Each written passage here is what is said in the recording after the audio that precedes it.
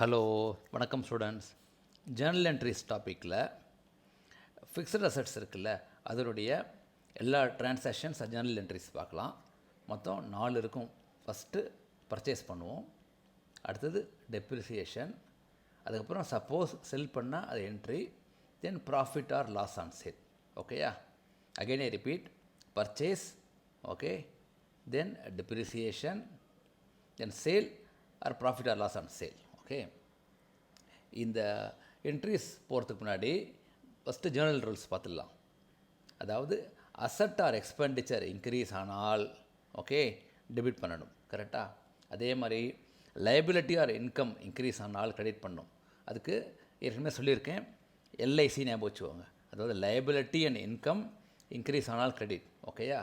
அதே மாதிரி ஏடி asset or expenditure increase ஆனால் டெபிட். ஓகேயா? சரி, இப்போ நம்ம ஃபஸ்ட்டு பர்ச்சேஸ் சொன்னோம், கரெக்டாக? பர்ச்சேஸ் பார்க்கலாம். ஸோ பர்ச்சேஸ் பண்ண என்ன வருது? ஒரு அசட் உள்ளே வருது, கரெக்டாக? Either you say asset is coming in or asset value going up. So asset value going அப்னா இந்த ரூலில் எங்கே வரும்? கரெக்ட், டெபிட்டில் வரும். ஓகேயா? அதுக்கு எதர் நீங்கள் கேஷ் யூஸ் பண்ணுவீங்க, இல்லாட்டி பேங்க் யூஸ் பண்ணுவீங்க, கரெக்டாக? இது ரெண்டுமே asset, both cash and bank இந்த இடத்துல. அப்போ நீங்கள் யூஸ் பண்ணுறீங்கன்னா என்ன அர்த்தம்? உங்களை விட்டு வெளியில் போகிறதுன்னு அர்த்தம். ஏன்னா அசட் உள்ளே வர்றது, கேஷ் ஆர் பேங்க் வெளியில் போகிறது, அப்போ அது குறையிறது, அப்போ அது கிரெடிட் பண்ணும். ஓகேயா? So Journal entry is asset account debtor to cash account. கிளியரா? பர்ச்சேஸ் பண்ணினால் Journal entry is asset account debtor to cash account. Okay, next installation charges. Okay, இது கொஞ்சம் முக்கியமானது. அதாவது இப்போ நீங்கள் ஒரு மிஷின் வாங்குறீங்க, ஓகேயா? பெரிய மிஷின் வாங்குறீங்க. அதாவது அந்த சப்ளையர்கிட்டேருந்து வெளியில் உங்களுடைய ஃபேக்ட்ரிக்கு வரதில்ல, அங்கே இன்ஸ்டால் பண்ணுறாங்கல்ல, அது வரைக்கும் it is a capital expenditure. ஏன்னா அது யூஸ் பண்ணுற டே வரைக்கும் நம்ம என்ன செலவு வருதோ தட் இஸ் கேபிட்டல் எக்ஸ்பெண்டிச்சர். அப்போ அதுவும் அசட்டில் டெபிட் பண்ணும். ஓகேயா? That means this expenditure is basically capital expenditure. அப்படின்னா அசட்னு அர்த்தம், அவ்வளோதான், வேறு எதுவும் இல்லை.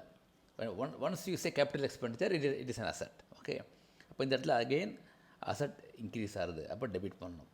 ஓகே, ஸோ கையை விட்டு கேஷோ பேங்க்கோ போகிறது, அது கிரெடிட் பண்ணணும்.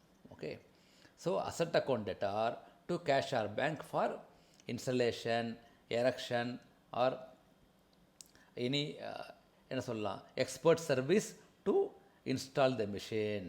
ஓகேயா? சரி, இப்போ நம்ம பர்ச்சேஸ் முடிஞ்சு போச்சு. அடுத்தது டெப்ரிசியேஷன். சரி, ஃபஸ்ட்டு டெப்ரிசியேஷன் என்ன? இது இன்கம்மா அசட்டா, சாரி எக்ஸ்பெண்டிச்சரா, அது முதல்ல பார்க்கணும். கண்டிப்பாக இன்கம் கிடையாது. ஓகேயா? எக்ஸ்பெண்டிச்சராக இருக்கலாம். ஏன்னா நீங்கள் எவ்ரிடே அசட் வேல்யூ யூஸ் பண்ண அதனுடைய என்ன சொல்லலாம், எஃபிஷியன்சி ஆர் ப்ரொடக்டிவிட்டி அப்படிம்பாங்க. Okay, efficiency or productivity will come down, slowly come down. அப்போ depreciation is an expenditure. So expenditure rule என்ன? இன்க்ரீஸ் ஆனால் டெபிட் பண்ணணும். Okay, so you have to debit depreciation.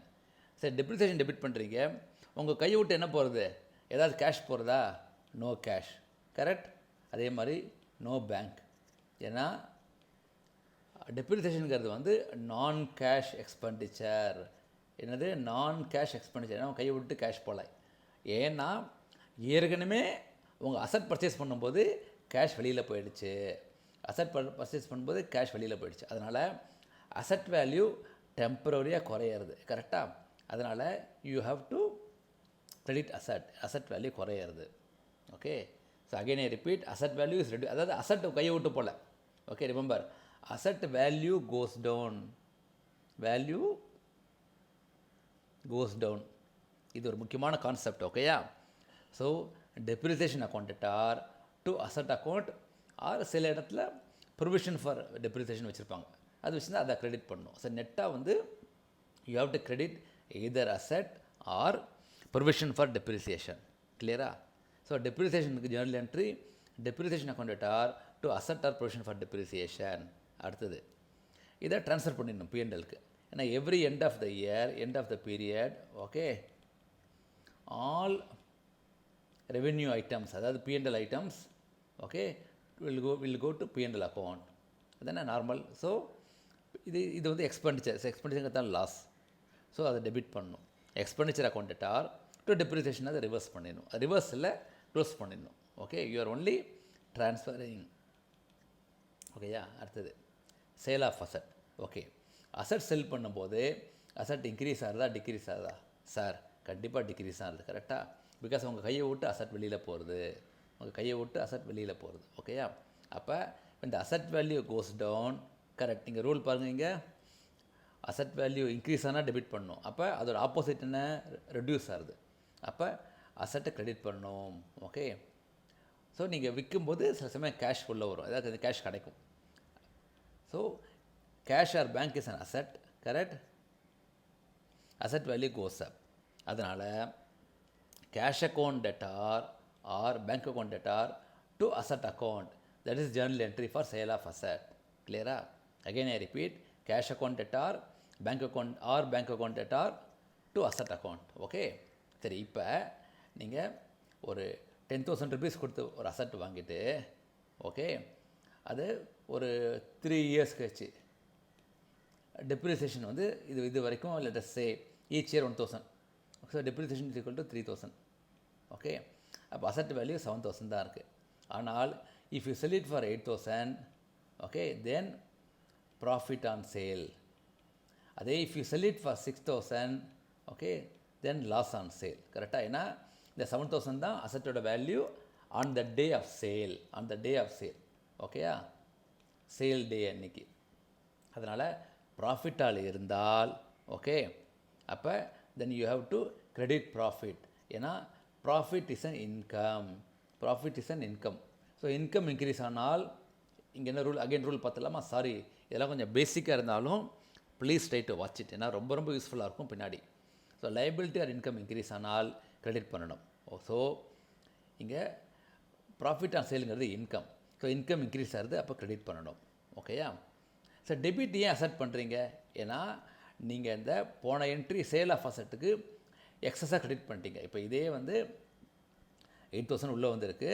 Okay, 8,000 உள்ளே வந்திருக்கு. இங்கே கிரெடிட் பண்ணிட்டீங்க 8,000.